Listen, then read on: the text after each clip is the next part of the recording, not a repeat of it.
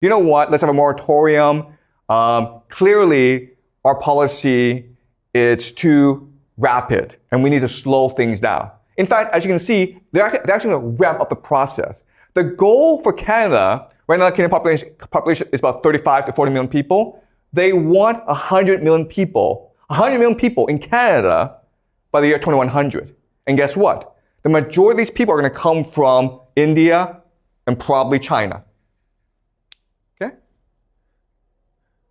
And as we discussed, the percentage of immigrants as part of the total population is just rapidly increasing. So in Australia, it's almost a third now. In Canada, it's a quarter. In Germany, it's a fifth.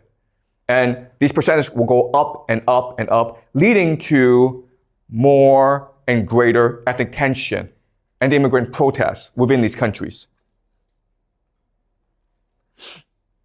As you can see, the number of immigrants coming from India far surpasses that of other countries, okay? And these are just legal immigrants.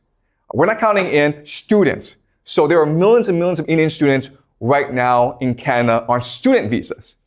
And they're looking for a path to permanent residency, to citizenship.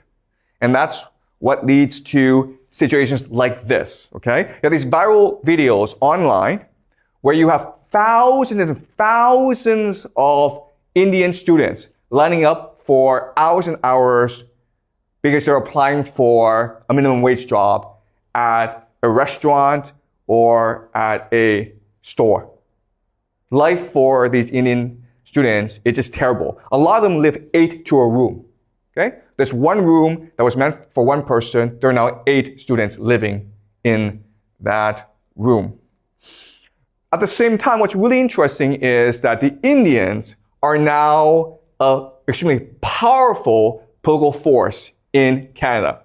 This was the former Prime Minister, Justin Trudeau, meeting with representatives of the Indian community because he depends on them for his votes.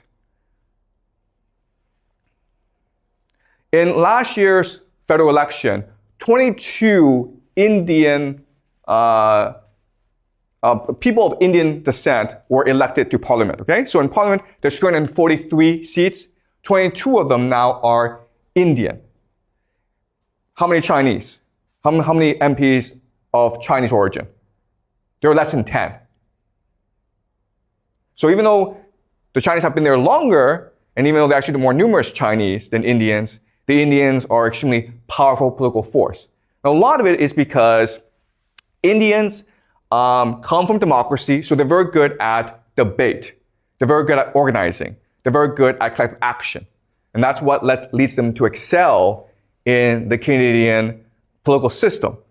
At the same time, we can imagine that if current trends continue, if the immigrant population from India increases, and if the Indians continue to amass more political power, there could be a situation where the Indians take over the Canadian government in like 20 or 40 years' time. So there's a real risk that in Canada, that their native population gets replaced by the Indians.